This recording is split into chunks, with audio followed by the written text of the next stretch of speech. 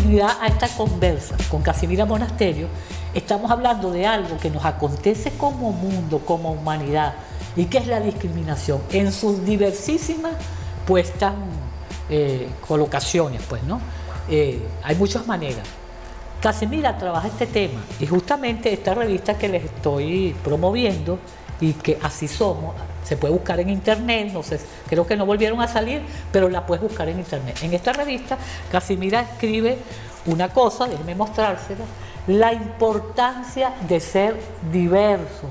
Y ustedes saben que la idea de este programa es incentivar permanentemente la investigación, que la familia venezolana, los chamos, la gente que se está haciendo en una casa, los mayores, todo el mundo, busque la manera de ser investigador e investigadora y que no tengamos que esperar que nadie nos dé permiso para utilizar las herramientas de internet por un lado y todo lo que ha parido la humanidad que está en los libros, que está digital y físico en los libros. Casimira, la importancia de ser diverso. Pudiera parecer obvio un tema académico, pero ¿por qué? Porque es vital ser diverso. Mira, la humanidad nació en África hace miles o millones de años. Pero en su expansión y en su apropiación del territorio se fue diversificando. Diversificando en su aspecto fenotípico y se fue diversificando en su interacción con la naturaleza y en su interacción entre en la sociedad, pues. Entonces, eso fue dando una diversidad fenotípica y cultural. Lo que sí es una sola cosa es que una es la humanidad. Todos tenemos un cerebro, un corazón, o sea, digamos desde el punto de vista biológico, ¿no? Y todos somos hechura cultural. Y entonces la importancia de la diversidad, además la naturaleza es diversa, por eso hablamos de la biodiversidad. Y el ser humano, como parte de la naturaleza, también es diverso. Pero esa diversidad fundamentalmente está marcada por la cultura. Yo digo, el hombre es un ser social por excelencia, pero es hechura cultural. Esa diversidad se expresa culturalmente. Entonces, cuando alguien intenta borrar esa diversidad cultural, es porque intenta que el otro, la otra, pierda sentido de pertenencia, pierda identidad. Y el que pierde sentido de pertenencia y pierde identidad, es fácil de dominar. Porque para eso no es por casualidad. ¿Qué le interesa al gran capital mundial? Bueno, que todo el mundo compre lo mismo, coma lo mismo, para ellos producir cada vez más y ganar cada vez más y aplanarte. Por ejemplo, en nuestro caso en Venezuela con algo tan importante como la comida. Cuando comenzaron a estigmatizar lo que nosotros comemos, a ponerle pero a todo lo que nosotros veníamos comiendo desde hace siglos y algunos, bueno, después de la invasión europea, pero ya teníamos todo o siglos o años que construimos nuestra gastronomía, ¿no? Primero nos estigmatizaron eso y entonces más que si no te alimenta, que si esto no tiene pruebas, entonces te lo van sustituyendo con otra cosa que son importadas y entonces te dicen que eso sí alimenta, que eso tiene vitamina no sé cuál, que tiene esto, que tiene el otro. Y por otro lado va la estigmatización, como por ejemplo como pasó por muchos años con el topocho. Los barloventeños y los afros en general comemos muchas musáceas, plátanos, cambures y el topocho. Y entonces era te lo estigmatizaron de manera que te diera vergüenza. Pero un pueblo que quiere soberanía tiene que basarla en la soberanía alimentaria. Y si usted su soberanía, si usted su dieta está en lo que viene en los barcos, estamos muy mal. La soberanía alimentaria no es una moda, tiene que ver con tu identidad, porque ¿dónde comienza el ser humano a comer? En el seno de su mamá. Entonces la comida no es cualquier cosa. Por el orden que usted lo busque, cultural, afectivo, psicoemocional, económico, financiero, político, como usted lo busque, Ningún pueblo sostiene su soberanía basado en importación. Todo pueblo sostiene su dieta diaria en lo que cultiva, en lo que ese entorno le brinda. Y como tú dices, Casimira, antes de que fuese ya sustituida, o sea, hubo un proceso de corrupción, alienación, tergiversación, porque eso no pasa de golpe. Y eso es un poco, Casimira, y les decimos a ustedes, enganchense ahí con la cosa, prepárense un guarapo, pero que este es un punto fundamental, este que estamos hablando de la diversidad. Casimira escribe aquí, me gusta cómo lo dices aquí, Casimira, dice de que desde el viaje del almirante veneciano Cristóbal Colón a Abya Yala, ¿no?, llamado por los europeos Nuevo Mundo, la humanidad entra o ha estado en una permanente lucha contra la llamada civilización occidental. Oído ahí, Occidente, están oídos, se dice mucho Occidente, ya para resumir que es una concepción, una cultura, una forma de ver el mundo. Quien ha fijado su propia existencia sobre la ceniza, despojos del ser humano en nombre de Dios, del progreso, el desarrollo y la democracia. Este empeño por estandarizar, ¿no?, viene de la cultura occidental, ¿no? Yo siempre digo, Casimira, que es la cultura blanca, occidental, moderna, industrializada y patriarcal que rige, porque a veces vemos un pedacito, o a un hombre machista, o a tal cosa. No podemos ver el paquete completo que es la colonización, ¿no? Desde la lucha que tú has hecho, esto se identifica, ¿no? ¿Cómo hacer para que eso se identifique? ¿Entiendes? Y se identifique en la escuela, y se identifique, por eso este programa, Casimira, en la cotidianidad, lo identifiquemos conversando. ¿Por qué es importante identificar esto? Fíjate, nosotros asumimos que hay unos roles, ¿no?, que estableció el mundo occidental.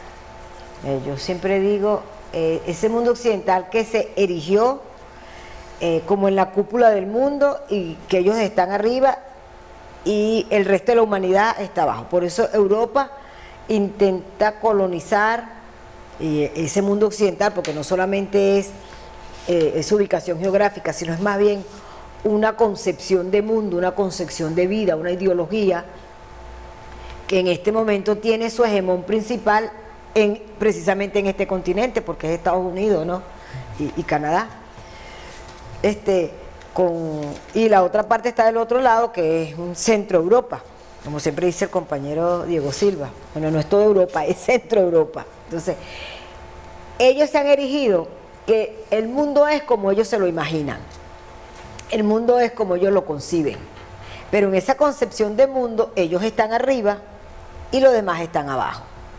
En esa concepción de mundo racializan las relaciones a partir de la trata esclavista, de la llegada primero de la llegada del almirante genovés, que comienzan a racializar las relaciones humanas, porque la esclavitud existía antes de la llegada de Colón aquí, de los europeos, expandiendo sus mercados y buscando, bueno, se globaliza, porque bueno, públicamente ya se tiene conocimiento de lo que del mundo, pues. Entonces, claro, pero Europa hace eso, dice que ellos son los civilizados. No, las civilizaciones son múltiples, porque el mundo es diverso. Entonces no hay una civilización, ellos se imponen como civilización y comienzan a crear unas falsas justificaciones, ¿no? Entonces, por ejemplo, el indígena no tenía alma. Cuando se dan cuenta que están dejando al indígena, se están quedando sin mano de obra, entonces tiene alma y tiene que ser evangelizado. Pero ante la resistencia indígena, por ejemplo, en el caso del Valle de Yumurí, un buen ejemplo en Cuba, ahí los taínos, un grupo de taínos, unos pueblos enteros se tiraron ahí en ese valle y decían, prefiero morirme antes de ser esclavo. Entonces, como decían yo morí, en castellanizado decían era Yumurí. Prefirieron el suicidio colectivo a la esclavitud. Entonces después, cuando traen la mano de obra africana, entonces empiezan a decir lo mismo, no tiene alma, y comienza toda una serie Y hay una estandarización ahí también. Exactamente, con los que llegan. claro. Estos son los negros. Estos son los negros y te ponen ese nombre, negro, un nombre genérico como este es un perro. Entonces, ¿qué significa? Que no tienes alma, que no tienes capacidad de razonar. Entonces se inventaron el prognatismo, que es que tiene esta parte mucho más grande, parecida al mono, que entonces no deja que tu caja craneana crezca y entonces tu cerebro no se desarrolló. Entonces, llegaron hasta todo eso. A todo eso, además hay justificaciones religiosas, porque si tú me dices que Dios hizo al hombre a tu imagen y semejanza, y entonces me presentas unas imágenes que se parecen a ti, y cuando me vas a presentar el diálogo se parecen es a mí, entonces, ¿de qué estamos hablando? Pero además está que si la teoría camítica, Caín, hay una cantidad de justificación, entonces hay una justificación, y que científica, para mí pseudocientífica, pero lo que los europeos dicen, nunca es pseudo, eso siempre es verdad. Lo que pasa es que la ciencia iba por ahí, en esa visión lineal que nos han creado del tiempo, del mundo. Y segundo, por otra parte, hay justificación religiosa, estética y que es científica. Porque para convencer al otro de que lo crea, e inclusive digo yo siempre para convencer a sus propios pueblos, porque estamos hablando de unas élites. Entonces esa élite cristiana, ¿cómo convencen a ese pueblo cristiano de martirizar, de esclavizar, de estigmatizar a los otros pueblos, a otros pueblos? Bueno, convenciéndolo de que eso no son personas, no son tus semejantes. O sea, los que estamos hechos a semejanza de Dios, los que están hechos a semejanza de Dios son ellos. El resto no son sus semejantes. Como no son sus semejantes, entonces no son personas, no tienen alma, entonces ni tienen alma ni tienen razón. Entonces, como no pueden razonar, no tienen suficiente cerebro, no tienen alma, no tienen vida espiritual, ni pueden hacer ciencia, ni pueden hacer religión, no pueden hacer nada. Sencillamente vamos a evangelizarlo para que puedan acceder al cielo y hasta ahí, y además hay que agradecérselo. Ajá, o sea, vamos a volverlos gente, vamos a volverlos algo porque no son nada. Porque no son nada. Y a propósito de eso, Casimira, son cosas. Quiero promover, ustedes que están ahí, tienen a bien conectarse con este espacio que está construyéndose. Fíjense, este libro se llama El Negro Miguel y la Primera Revolución Venezolana, la cultura del poder y el poder de la cultura. Su autor es Jesús María Herrera Salas. ¿Ok? Y este libro dice, muy a propósito de lo que estamos hablando, para que hagamos la pausa y continuemos, a partir de este mito, dice, el origen homogenizante, que reduce a la categoría única de negro, a la gran variedad de grupos étnicos esclavizados por españoles y portugueses en África. Los europeos transformaron el concepto social de esclavo en un concepto racial, dice el autor, ¿no? Y entonces, se podría decir, Casimira, que detrás de la discriminación hay una cultura homogénica. Hay una cultura homogénica, pero yo insisto, ¿por qué te quiero homogenizar? ¿Por qué quiero borrar la diversidad? Porque te dejo sin raíces, te dejo sin identidad y me invento justificaciones para debilitarte. Pero ¿para qué es eso? Toda ideología excluyente, sea racista, machista, patriarcal, política, ideológica, como el fascismo, el nazismo, ¿para qué es eso? Para explotar al otro.